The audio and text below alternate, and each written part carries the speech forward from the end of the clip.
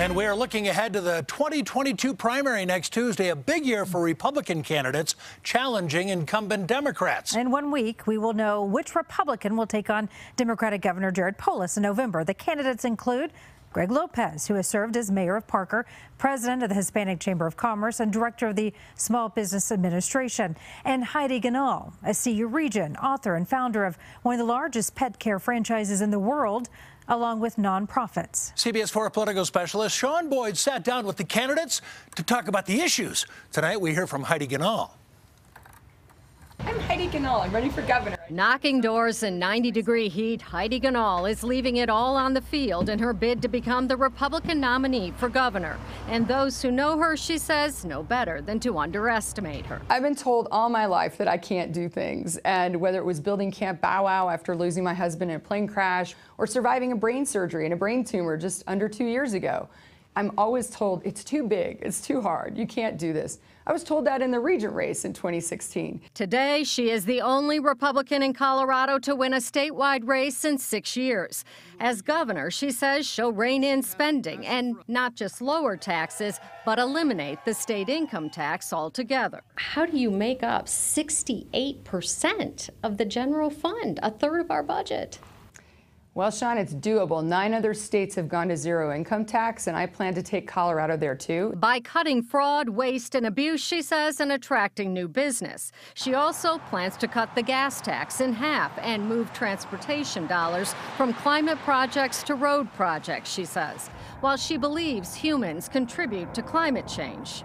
I think we're going too far too fast on the green energy policies. A lot of the legislation and the regulations are killing the ability for our industries to flourish and for families to afford to pay for gas. She wants to repeal a 2019 law overhauling oil and gas regulation, along with laws establishing a public health insurance option, farm workers' rights, and the right to abortion, something she opposes, except in cases of rape, incest, in a mom's life, she says. Every year, the bills come to ban abortion altogether, no exceptions.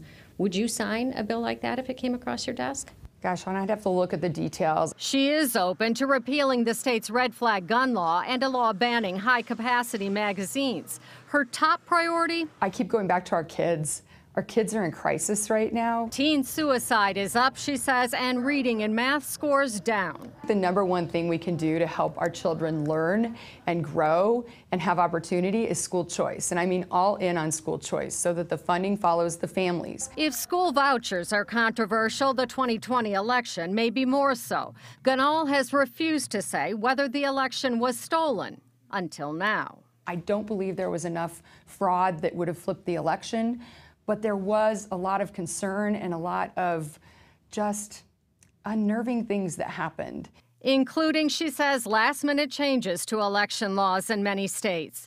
She also, for the first time, acknowledged that CU should not have hired John Eastman, who White House insiders say conspired with former President Trump to overturn the election. As Regent, Ganahl exchanged multiple emails with the former visiting professor in an attempt to arrange a luncheon that she says never happened. I don't know enough detail about what he's actually done, but I don't think it's been good for CU. But looking back, he had a very stellar career before we brought him on as a visiting scholar. So hindsight's 2020. And Ganahl says her sights are set on the future, not past. I'm going to stay focused on being a candidate and a governor for all of Colorado. First, she has to win the primary, and her opponent is appealing to the same election deniers who support Mesa County Clerk Tina Peters.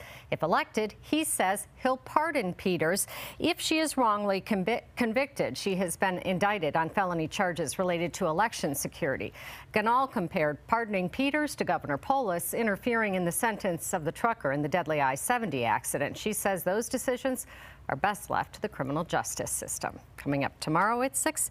Hear more about Greg Lopez's plans should he win. Yeah, love to hear more. Thanks.